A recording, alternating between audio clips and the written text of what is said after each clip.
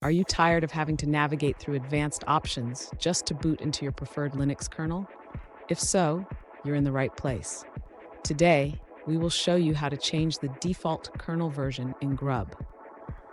I completely understand your frustration. Having to select the non-LTS version every time you start your computer can be a hassle. You're definitely not alone in this. Many users face the same issue.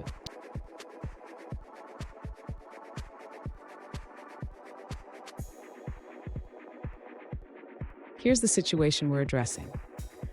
One user wants to set the non-LTS version of Arch Linux as the default kernel in GRUB. This way, they won't have to go through the advanced options every time they boot up. Sound familiar? Let's dive into the solution. So, why is this happening? GRUB allows you to choose which kernel to boot, but it defaults to the first entry in the configuration file. By changing the default entry, you can streamline your boot process. And stick around. At the end of this video, I'll share a quick tip on how to keep your GRUB configuration organized for future changes. To change the default kernel version in GRUB, the user should first open the configuration file for editing. This file is typically located at /c/default/grub. Next, the user needs to find the line that starts with GRUB default. This line determines which kernel is loaded by default when the system starts. The user should change the value of GRUB default to the entry number of the desired kernel. In this case, if the non-LTS version is the second entry, the user would set it to 1. After making this change, the user must save the file and then update the GRUB configuration. This can be done by running the command sudo grub mkconfig-boot/grub grub.cfg. Finally, the user should reboot their system to see the changes take effect. The non-LTS version should now be the default kernel that loads on startup. Fun fact, the name GRUB stands for Grand Unified Bootloader. It's a powerful tool that helps you manage multiple operating systems on your computer. Now let's look at the answers provided by other users.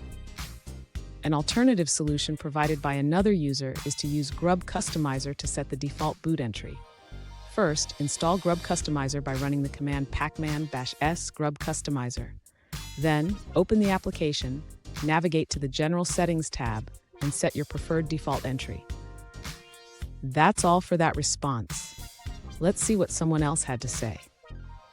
To change the default kernel version in GRUB, first, identify the kernel menu entry you want to use. You can do this by running a command to search for the entries in your GRUB configuration file.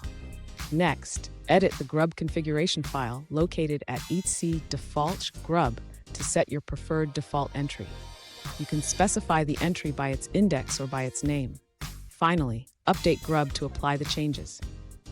Let's take a moment to review another user's answer.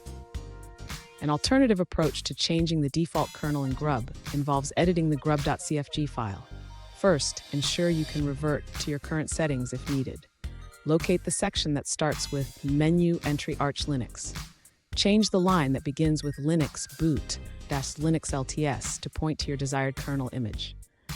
Then, update the corresponding initerd line to match your custom kernel's initramfs. Here's a quick tip. Always back up your GRUB configuration before making changes. This way, you can easily restore it if something goes wrong. And there you have it.